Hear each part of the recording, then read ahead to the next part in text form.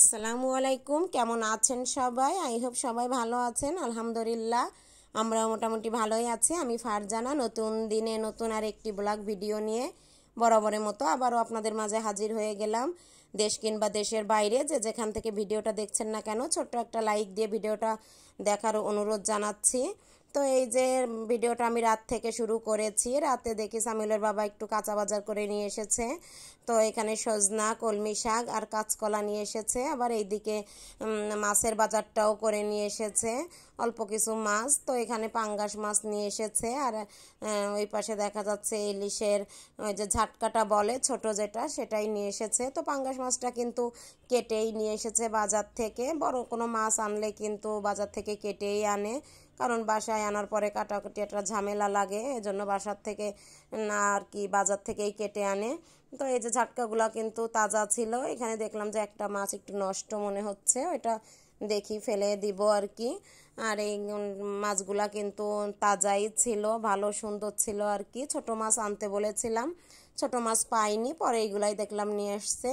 তো পাঙ্গাসটা কিন্তু ভুনা করলে ভালোই লাগে, আমার ছেলে কিন্তু অনেক পছন্দ করে মাছটা, যেহেতু কাটা কম। তো আজকে আমি আপনাদের সঙ্গে শেয়ার করব আমি 2000 টাকা দিয়ে পুরো রমজান মাস কিভাবে চালাই।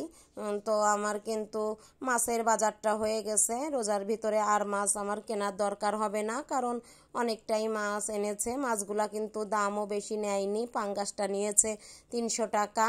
আর এইখানে কিন্তু এই ঝাটকাটা আছে 1 কেজি, এটা কিন্তু নিয়েছে 250 টাকা। 550 টাকার ভিতর কিন্তু আমার মাছটা কমপ্লিট হয়ে গেছে। তো মাছ কিন্তু সামিউলের বাবা তেমন একটা পছন্দ করে না, তো খাওয়া লাগে আমারই বেশি সব সময়। আর মাছটা আমি পছন্দ করি একটু বেশি, দেখা যাচ্ছে মাংস না হলেও হয়, কিন্তু মাছটা কিন্তু আমার লাগে। এইদিকে আমি ভালো করে পরিষ্কার করে কেটে ধুয়ে এই যে এখন ফ্রিজে রেখে দিব মাছগুলা। তো সবগুলা মাছ ভালোভাবে এই যে পলি ব্যাগে করে ফ্রিজে রেখে দিচ্ছি। আর দেখা যাচ্ছে এখান থেকে কয়েক পিস মাছ বের করে রান্না করব পরের দিন। এই যে চলে আসলাম সকাল সকালই রান্নার কাজে।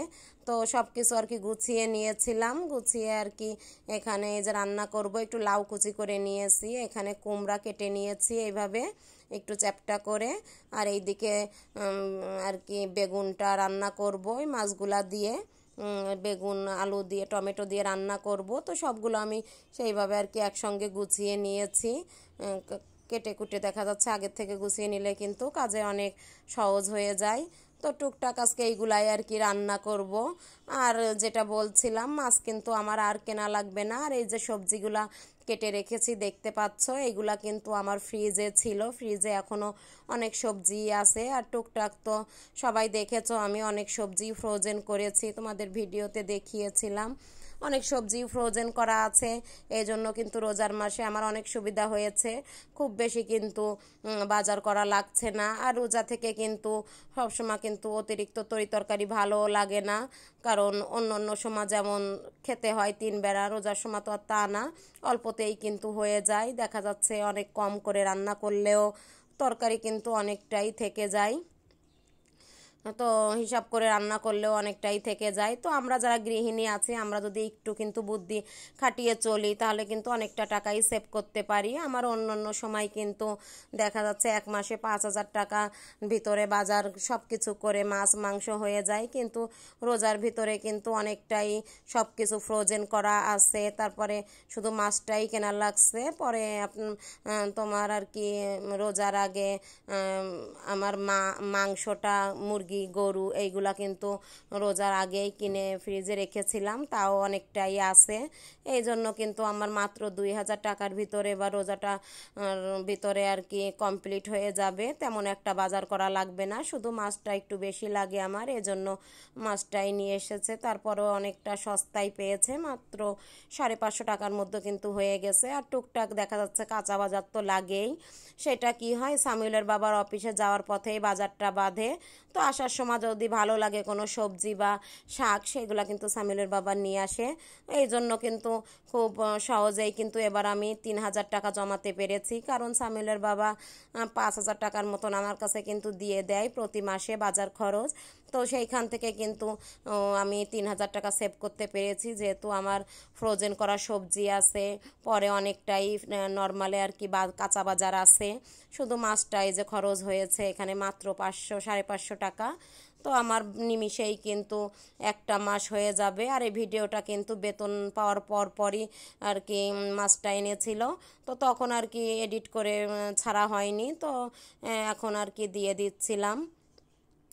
আর এ পর্যায়ে এসে আমার আপু ভাইয়াদের উদ্দেশ্য করে প্রতিদিনের মতো সেই রিকোয়েস্টটা করে নিচ্ছি, যারা আমার চ্যানেলটা সাবস্ক্রাইব করেননি সাবস্ক্রাইব করে পাশে থাকবেন। যদি কোথাও কোনো অংশ একটু হলেও ভালো লাগে অবশ্যই আমার ভিডিওটাতে ছোট্ট একটা লাইক দিবেন।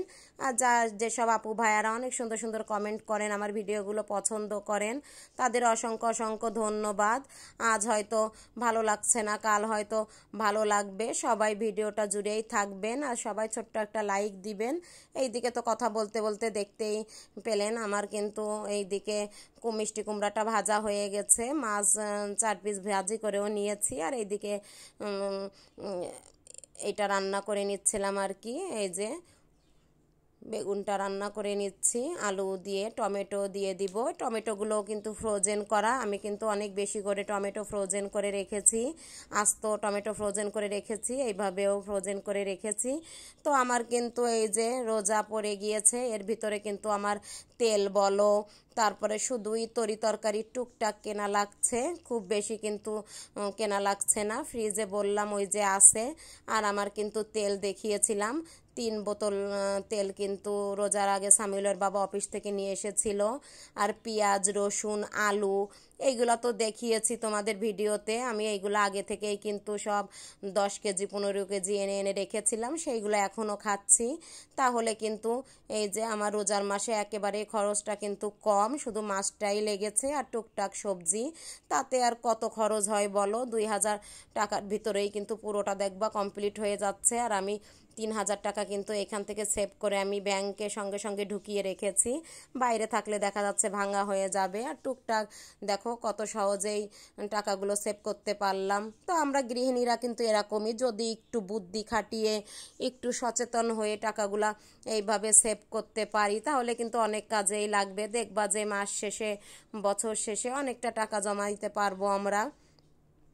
আর সামনে যেহেতু ঈদ চলে আসছে, ঈদে বাড়ি যেতে হবে, এই জন্য খুব বেশি কোনো কিছুই কিনবো না, তাহলে থেকে যাবে নষ্ট হবে। কারণ বাড়িতে গেলে দেখা যাচ্ছে ঈদের পরে আস্তে আস্তে সব কিছু নষ্ট হয়ে যাবে, হয়তো বা ফেলে দিয়ে যেতে হবে।